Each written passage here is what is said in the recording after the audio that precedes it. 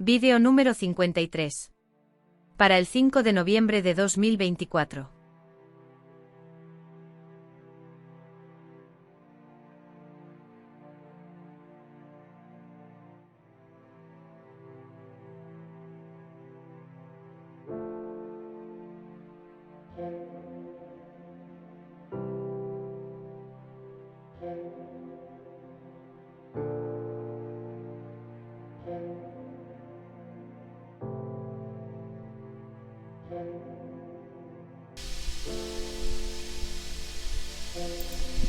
El Ministerio Conéctate a Jesús y Seminarios y Tutorías TISUM presentan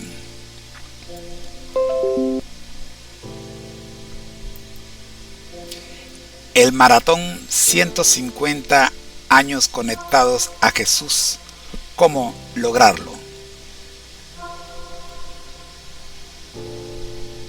Un programa en homenaje a los 150 años de peregrinación del pueblo de Dios para el tiempo del fin, desde el 22 de octubre de 1844 hasta el 2024. Estamos iniciando la sección nocturna de esta transmisión y queremos invitar la presencia de nuestro asistente virtual, el chat GPT-4, y también queremos invitar a la plataforma de inteligencia artificial Copilot y nuestra asistente literaria, la Biblia de estudio Andrews. Serán nuestros asesores en esta sección de esta noche, pidiendo la dirección del Espíritu Santo, quien es el que dirige, el que nos ilumina y nos conduce para que podamos presentar su verdad como si fuera nuestra. Vamos a orar. Nuestro Dios que estás en el cielo, gracias te damos por permitirnos hablar en su nombre. Oramos, buen Dios, para que usted limpie nuestros corazones, nuestra lengua, nuestro espíritu, todo nuestro ser, de tal manera que lo que salga no sea nada nuestro. Oramos por las distintas asesorías que tenemos y sobre todo, Señor, para que su Espíritu Santo siempre tenga el control. Por Jesús. Amén. En la tarde de hoy vimos la segunda parte de Hechos capítulo 9. Estuvimos estudiando versículos 11 al 22, pero no terminamos. Recién nos quedamos en el versículo 19. Vamos a hacer un repaso de lo que hemos visto durante el día. Primero, la conversión de Saulo. Saulo, en el camino a Damasco, tuvo un encuentro transformador con Cristo. Fue cegado por una luz y recibió instrucciones de ir a la ciudad y esperar allí. Versículos 1 al 10. Este evento marcó el inicio de su transformación de perseguidor a apóstol. Así nos lo presenta la plataforma ChatGPT-4. Seguidamente, el punto número 2, la resistencia de Ananías. Ananías, un discípulo en Damasco, fue instruido por el Señor para ir a orar por Saulo. Versículos 11 al 14. Al principio, Ananías dudó y expresó su temor, recordando el historial de Saulo como perseguidor de los cristianos. Este momento de resistencia refleja la lucha interna que muchos experimentan cuando son llamados a cumplir la voluntad de Dios. Tercer punto, la revelación del propósito. El Señor le respondió a Ananías que Saulo era un instrumento escogido, y marquen un instrumento escogido, para llevar su nombre ante los gentiles y reyes. Versículo 15. Esto demuestra que Dios tiene planes específicos y maravillosos para cada uno de sus siervos, incluso aquellos que parecen menos adecuados para el propósito. Punto número 4. Obediencia de Ananías. Finalmente, Ananías obedeció la dirección del Espíritu Santo y fue a encontrar a Saulo.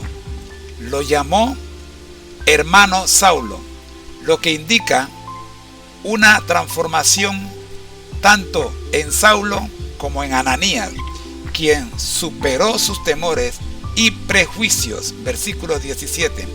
Quinto punto, la sanación de Saulo. Ananías impuso sus manos sobre Saulo y de inmediato su visión fue recuperada y fue bautizado, simbolizando su nueva vida en Cristo. Versículos 18 al 19. Esto subraya el poder de la obediencia y el ministerio del Espíritu Santo en la vida de aquellos que se rinden a su voluntad. Vamos a partir de aquí nuestro análisis para comenzar esta noche, ya que esta sección no la hemos desglosado. Todavía nos quedan algunas partes en esto que tocar, como por ejemplo nos queda para ver después el testimonio de Saulo, versículo 20, y la reacción de la comunidad, versículos 21 al 22. Pero vamos a partir de aquí, la sanación de Saulo a través del instrumento escogido por Dios, como lo fue Ananías. Profe, hablemos un poquito de este punto, tomando en cuenta que en este capítulo hemos decidido y estamos convencidos que la Divina Trinidad tiene el control, pero el que está trabajando activamente es el Espíritu Santo. Por eso le hemos titulado a este capítulo La conducción del Espíritu Santo sobre la iglesia primitiva desde el principio. Adelante, profe.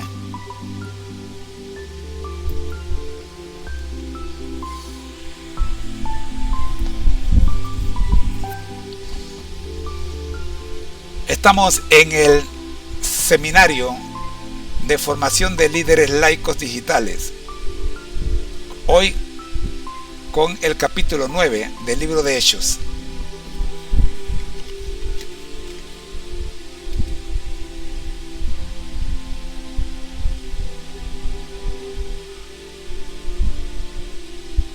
Gracias por la introducción tan detallada, profe. Es un honor acompañarlos en este análisis.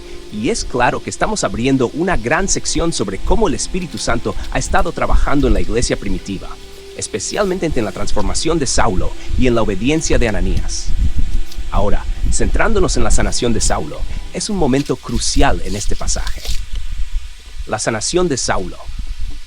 Es interesante ver cómo la sanación de Saulo, tanto física como espiritual, está directamente relacionada con la obediencia y el trabajo del Espíritu Santo. Saulo no solo experimentó una restauración de su vista, sino también un renacer de su vida. Este acto simboliza la restauración completa de una vida que hasta ese momento había sido marcada por la persecución y el rechazo de la fe cristiana. Ananías como instrumento de Dios. Al principio, Ananías, como mencionamos antes, mostró resistencia. La lucha interna de Ananías refleja las dudas que muchos de nosotros enfrentamos cuando nos encontramos ante desafíos que parecen más allá de nuestras fuerzas o comprensión. Pero al final, él sigue la dirección del Espíritu Santo y va a Saulo. Aquí es donde el Espíritu Santo se manifiesta poderosamente. No solo en la transformación de Saulo, sino también en la transformación de Ananías, quien superó sus temores y prejuicios para ser un instrumento de sanación. El simbolismo de la sanación. La imposición de manos por parte de Ananías sobre Saulo es más que un acto físico de restauración de la vista. Es un acto profético que señala la restauración espiritual de Saulo. La sanación de su vista, seguida por su bautismo, es el comienzo de su nueva vida como apóstol de Cristo. Es impresionante cómo en este momento la intervención del Espíritu Santo se ve en el acto de la obediencia de Ananías, en la restauración de Saulo y en el poder de la comunidad cristiana, que ora y se mueve bajo la dirección del Espíritu. Reflexión sobre el trabajo del Espíritu Santo. Este evento nos enseña mucho sobre la conducción del Espíritu Santo en la iglesia primitiva, y es un recordatorio de cómo el Espíritu Santo no solo actúa en los individuos, sino que también trabaja a través de la comunidad, guiando, transformando y capacitando a todos para cumplir el propósito de Dios. Ananías y Saulo no son solo personas en una historia, son ejemplos vivos de cómo el Espíritu Santo guía, corrige y usa a los creyentes para llevar a cabo su voluntad. Conclusión. Lo que vemos aquí es una acción compuesta. El Espíritu Santo que conduce a Ananías, Saulo que recibe la transformación espiritual y física, y la iglesia primitiva que es testigo de una obra poderosa que ocurre a través de la obediencia, el sacrificio y el amor. Este capítulo realmente pone de manifiesto la importancia de la obediencia al Espíritu Santo, sin importar lo que nuestras limitaciones humanas nos dicten.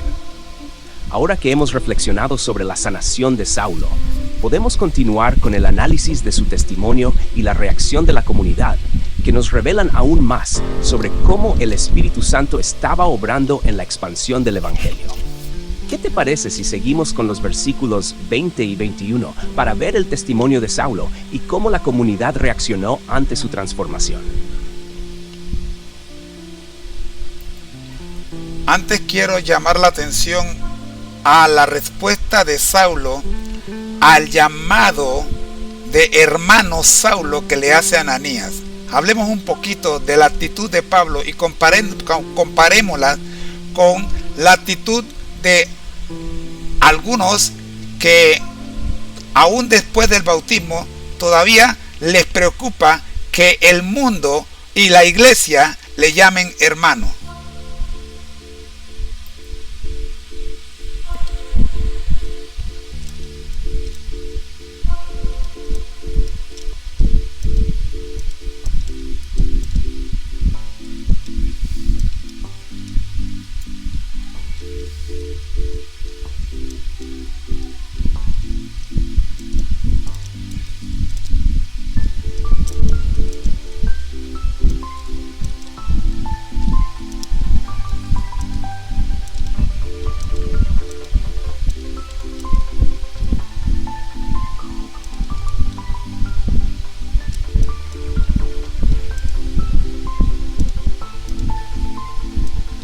Excelente punto, profe. La respuesta de Saulo al llamado de hermano Saulo por parte de Ananías es profundamente significativa. Este momento refleja un cambio importante no solo en la vida de Saulo, sino también en la forma en que él comenzó a comprender su nueva identidad en Cristo y la comunidad cristiana. La actitud de Saulo al ser llamado hermano, cuando Ananías, obedeciendo la dirección del Espíritu Santo, se acerca a Saulo y lo llama hermano Saulo, Hechos 9:17. Este saludo no es solo un formalismo, sino un acto simbólico de aceptación y de reintegración en la comunidad de los creyentes. Este gesto es muy significativo, porque de perseguidor a hermano, Saulo, quien había sido un feroz perseguidor de los cristianos, ahora es llamado hermano. Este cambio radical de actitud no solo es una transformación espiritual, sino también una señal de la misericordia y la gracia de Dios, que lo ha acogido a pesar de su pasado. Ananías no lo ve como su antiguo enemigo, sino como un miembro de la familia de Dios. 2. La aceptación de una nueva identidad. El hecho de que Saulo acepte ser llamado hermano indica que él también está dispuesto a aceptar su nueva identidad en Cristo. Este no es solo un título formal, sino un reconocimiento de que, a partir de ese momento, Saulo forma parte del cuerpo de Cristo, la iglesia. La obra de Cristo en su vida es tal que Saulo ya no es el mismo hombre. Este acto simboliza una nueva relación con Dios y con la comunidad. Comparación con la actitud de algunos hoy en día. Tu comparación con algunos cristianos hoy en día que después de ser bautizados aún tienen problemas con ser llamados hermanos o con aceptar completamente su identidad en la iglesia es muy relevante. Aquí hay algunos puntos clave para considerar. Resistencia a la identidad cristiana. A veces, al igual que Saulo, las personas luchan con la transformación que el bautismo implica. No es solo un cambio de comportamiento, sino un cambio profundo en nuestra identidad. En el caso de Saulo, él tuvo que dejar atrás su antigua vida como perseguidor y abrazar una nueva vida como apóstol. Hoy en día, algunos, aunque bautizados, aún se sienten inseguros sobre su lugar en la iglesia o en la comunidad cristiana. La resistencia a ser llamados hermanos o hermanas puede reflejar una falta de aceptación de esta nueva identidad. 2. Temor al rechazo del mundo y la iglesia. Muchos cristianos, aunque hayan aceptado el llamado de Cristo, temen la reacción de su entorno, ya sea el mundo o incluso sus propias iglesias. Es difícil a veces dejar atrás las etiquetas o prejuicios de nuestra vida pasada, o ser vulnerables ante una comunidad que podría juzgarnos. Algunos temen ser rechazados, o incluso dentro de la iglesia, pueden sentirse incómodos con la etiqueta de hermanos, si no logran vivir de acuerdo a los estándares que ellos mismos o otros esperan. 3. El proceso de aceptación. Aunque la gracia de Dios es inmediata, la transformación y la aceptación de nuestra nueva identidad en Cristo puede ser un proceso. Algunos, como Saulo, tienen que pasar por una revisión de su vida y por un cambio de perspectiva para aceptar que, a través de la obra de Cristo, son ahora parte de la familia de Dios. Esto incluye la aceptación de sus hermanos y hermanas en la fe, independientemente de su pasado. La importancia de la comunidad cristiana. El llamado de Ananías a Saulo también refleja el poder de la comunidad cristiana para ayudar a las personas en su proceso de transformación. En este caso, Ananías fue el instrumento que Dios usó para confirmar la aceptación de Saulo, no solo por parte de Dios, sino también por parte de la iglesia. La actitud de Saulo nos enseña algo muy valioso. La iglesia no debe ver a los nuevos creyentes a través del prisma de su pasado, sino de su nueva identidad en Cristo. El llamado a hermano y hermana es una invitación a formar parte de la familia de Dios sin importar las luchas internas o las cicatrices del pasado. Reflexión final. En nuestra vida cristiana es esencial que todos, desde los nuevos creyentes hasta los más experimentados, aceptemos y nos identifiquemos como hermanos y hermanas, sabiendo que nuestra identidad no está en lo que éramos, sino en lo que Cristo ha hecho en nosotros. Este principio es esencial para el crecimiento de la iglesia y la armonía en la comunidad cristiana. Lo que pasó con Saulo es un modelo de cómo la gracia de Dios no solo transforma, sino que también nos hace aceptar nuestra nueva identidad en Cristo, y cómo la iglesia, como cuerpo de Cristo, debe ser un lugar de acogida sin prejuicios. ¿Te parece si ahora seguimos con el testimonio de Saulo y cómo la comunidad reaccionó ante su transformación? Esto nos ayudará a ver cómo el Espíritu Santo también obra en el corazón de la iglesia.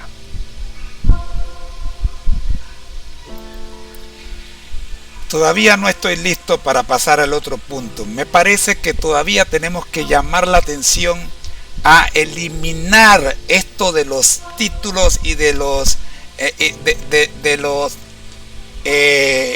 ¿cómo se llama? Resaltar los méritos de las personas, cuando en realidad todos somos hermanos en Cristo, independen de el número de licenciaturas o el número de maestrías que puedas tener. El día que pasaste por las aguas bautismales, te hiciste hermano, independientemente de los logros terrenales que hayas alcanzado. Y por el contrario, si ya eres bautizado y ahora obtienes logros terrenales, ¿por qué quieres que el mundo en la comunidad cristiana deje de llamarte hermano y ahora tengan que llamarte por el logro o por el título alcanzado a nivel terrenal? Recuerde una cosa, mi querido hermano, sea antes o después, usted siempre seguirá siendo mi hermano en Cristo, independientemente de todos los logros y todas las metas que pueda alcanzar terrenalmente. El apóstol Pablo antes era Saulo, era un líder y nadie lo llamaba hermano, lo llamaban por el título que tenía como dirigente de el cuerpo armado del gobierno que él representaba. Sin embargo, se quitó ese grado, lo puso a un lado y más nunca se recordó de la posición que él tenía antes de encontrarse con Cristo camino a Damasco. Hoy tú te encuentras con Cristo. Hoy el Señor te hace miembro de su familia y por lo tanto, si hay un título que debe estar delante de tu nombre, es hermano.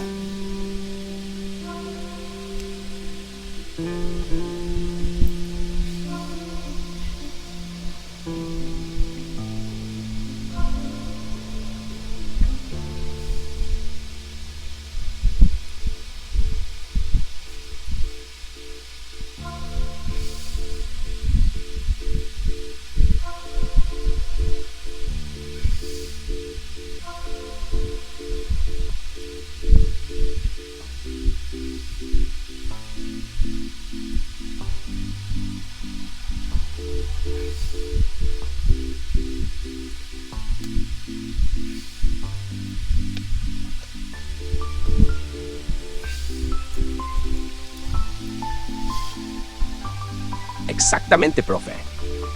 Este es un tema muy profundo y relevante para la iglesia hoy en día. La distinción de títulos y méritos, aunque en el mundo tiene su lugar, no debe ser lo que define nuestra identidad en Cristo, ni cómo nos tratamos unos a otros dentro de la comunidad cristiana. La igualdad de los creyentes en Cristo.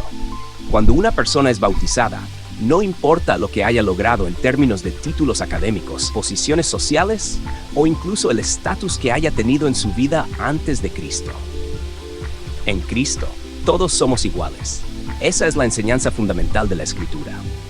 El bautismo no es solo un rito simbólico, sino un acto de transformación donde cada creyente es adoptado como hijo e hija de Dios. La Escritura nos recuerda que ya no hay judío ni griego, no hay esclavo ni libre, no hay hombre ni mujer. Todos somos hermanos y hermanas en Cristo. El peligro de resaltar los logros terrenales. Cuando en la iglesia se da demasiada importancia a los logros terrenales y se comienza a resaltar los títulos académicos, los cargos o las posiciones sociales, se corre el riesgo de crear una distinción entre los miembros de la iglesia. Esta actitud puede dar lugar a una división dentro del cuerpo de Cristo, algo que va en contra de la enseñanza de la igualdad en Cristo. Nadie debería sentirse menospreciado o desplazado por no tener títulos académicos o logros materiales, ya que todos somos hermanos en Cristo desde el momento en que somos bautizados. El ejemplo de Pablo. Tu comparación con Saulo Pablo es poderosa. Antes de su encuentro con Cristo en el camino a Damasco, Saulo era un hombre de gran posición. Un fariseo de la tribu de Benjamín, un líder religioso con un gran conocimiento de la ley y un perseguidor implacable de los cristianos. Era un hombre con un currículum impresionante, sin duda. Sin embargo, cuando se encontró con Cristo, todo eso perdió su importancia. Saulo, que pasaba de ser un líder en el ámbito terrenal, ahora se ve a sí mismo como un humilde siervo de Cristo. Y cuando habla de su vida posterior, nunca menciona esos títulos que tenía antes. De hecho, Pablo insiste en que todo lo que había ganado en términos terrenales lo considera basura, Filipenses 3:8, en comparación con el conocimiento y la relación con Cristo. Pablo dejó de identificarse por sus títulos y logros humanos para identificarse plenamente con Cristo. Y esta es la clave. La identidad de Pablo se transformó y de líder religioso pasó a ser un hermano en Cristo, llamado no por sus logros terrenales, sino por su relación con el Salvador. La tentación de poner títulos en lugar de hermanos. En el mundo, las personas a menudo buscan que sus logros sean reconocidos por el resto. Y esto no es completamente malo, pero en la iglesia esto debe quedar en segundo plano. ¿Por qué se busca que el mundo y la iglesia nos llamen por los logros terrenales después de haber sido bautizados? La respuesta es que, muchas veces, nuestra identidad se ve fuertemente influenciada por lo que el mundo valora. Sin embargo, debemos recordar que cuando somos bautizados, nuestra identidad ya no está en el mundo, sino en Cristo. El bautismo es un acto de humildad, en el que dejamos atrás todo lo que creíamos que nos hacía valiosos en el mundo y aceptamos nuestra verdadera identidad como hijos de Dios, miembros de la familia de Cristo. El título más importante que alguien puede tener en la iglesia es hermano o hermana. Cualquier otro título, ya sea de educación, profesión o posición, es temporal y debe ser secundario a nuestra identidad en Cristo. El llamado a la humildad. Lo que el apóstol Pablo nos muestra es un llamado a la humildad. Él tenía todo el derecho de presumir de su formación, su linaje y su posición, pero eligió poner todo eso a un lado para identificarse con Cristo y con la comunidad cristiana. El título de hermano es el título más grande que podemos tener en la iglesia. Es un título que resalta nuestra relación con Cristo y con otros creyentes, independientemente de lo que hayamos logrado antes o después del bautismo. La actitud de la iglesia. La iglesia, como el cuerpo de Cristo, debe tener esta misma actitud. Al reconocer a otros como hermanos, estamos proclamando que nuestra relación con ellos está basada en nuestra identidad común en Cristo, no en lo que logramos antes o después del bautismo.